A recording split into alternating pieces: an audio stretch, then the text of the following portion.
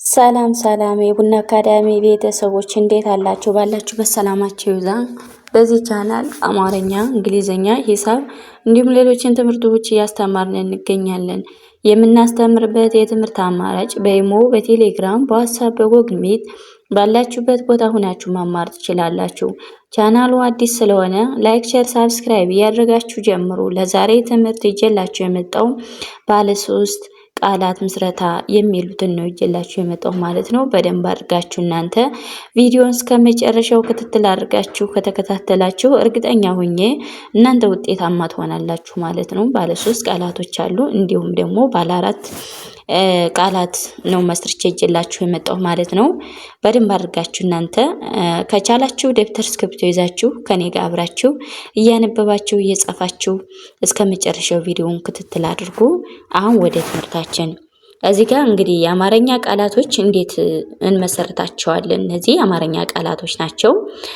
እንዴት ነው የሚመሰረቱት? እንዴት ነው የሚጻፉት? እንዴት ነው የሚነበቡት? የሚሉትን እነሱን አሳያችኋለሁ ማለት ነው። በደንብ አድርጋችሁ እናንተ ከማን ፊደል እንደሚወጡ ከማን ፊደል ወጣው ምን አይነት ትርጉም እንደሚሰጡን እነሱን በደንብ አድርጋችሁ ክትትል አድርጉ። እዚህ ጋር እንደሚለው ከሰረ ይላል። እዚህ ጋር ከሰረ እንግዲህ ከማለት የመጀመሪያ አማርኛ ፊደል ናት። ሰ የመጀመሪያ ፊደል ናት። ረ የመጀመሪያ ፊደል ናት። የመጀመሪያ ድምጾች ናቸው። አሁን እነዚህ አማርኛ ፊደሎች የመጀመሪያ ድምጾች ናቸው። ምን አይነት ትርጉም ይሰጡናል ማለት ነው? ከሰረ የሚል ትርጉም ያለው ቃል ይመሰርቱልናል ማለት ነው። ወደ ቀጣዩ ስንሄድ እዚህ ጋር ደግሞ ከበሮ ይላል። ከበሮ ከማለት የመጀመሪያ ፊደል ናት ብያቸዋለሁ። የመጀመሪያ ናት። ሮ የረ ቤተሰብ 7ኛ በአንድ ላይ ምን አይነት ትርጉም ይሰጡናል ማለት ነው? ከበሮ የሚል ቃል ይመሰርቱልና ወይም ደግሞ ትርጉም ያለው ቃል ይመሰርቱልና ማለት ነው። ኦኬ ወደ ቀጣዩ ስንሄድ እንደገና እዚህ ጋር ወቅት ይላል። ወቅት ማለት የመጀመሪያ ፊደል ናት። የቀ ቤተሰብ 6ኛ፣ የተ ቤተሰብ 6ኛ እነዚህ በአንድ ላይ ምን አይነት ትርጉም ይሰጠናል? ወቅት የሚል ቃል ይመሰርትልናል ማለት ነው። ኦኬ ወደ ቀጣይ ስንመጣ እንደገና እዚህ ጋር አዘዘ ይላል። አዘዘ ማለት የመጀመሪያ ፊደል ናት።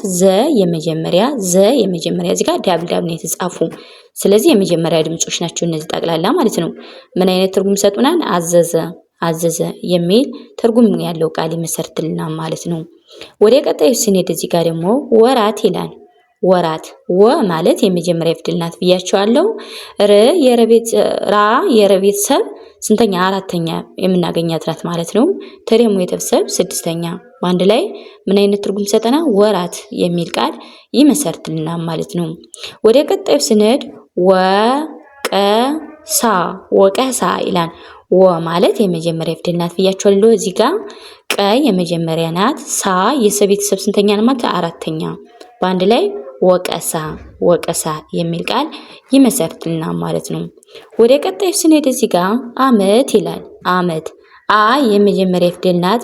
የመጀመሪያ የተቤተሰብ 6ኛ በአንድ ላይ አመት የሚል ቃል ይመሰርትልናል ማለት ነው። ወደ ቀጣዩ ስንሄድ ነፃነት ይላል። ነፃነት የመጀመሪያ የጸ ቤተሰብ 4ኛ የመጀመሪያ የተቤተሰብ 6ኛ በአንድ ላይ ነፃነት ይላል ማለት ነው። ወደ ቀጣይ ስንሄድ እንደገና ዝናብ ይላል። ማለት የቤተሰብ ስንተኛ ናት? 6ኛ የነ ቤተሰብ 4ኛ የበቤተሰብ 6ኛ በአንድ ላይ ዝናብ የሚል ቃል ይመሰርትልናል ማለት ነው። ወደ ቀጣይ ስንመጣ እንደገና እዚህ ጋር ክልል ይላል። ክልል ማለት የከቤተሰብ 6ኛ እነዚህ ደግሞ ማለት ዳብል የተጻፉ ናቸው። ስለዚህ ክልል 6ኛ ድምጾች ናቸው። ሁሎችም 6ኛ ድምጾች። ወደ ቀጣዩ ስንሄድ ላይ ባህል ይላል። ማለት የቤተሰብ ስንተኛ ናት? 4ኛ የሀ ቤተሰብ 6ኛ የለቤተሰብ 6ኛ በአንድ ላይ ምን አይነት ትርጉም ይሰጠናል?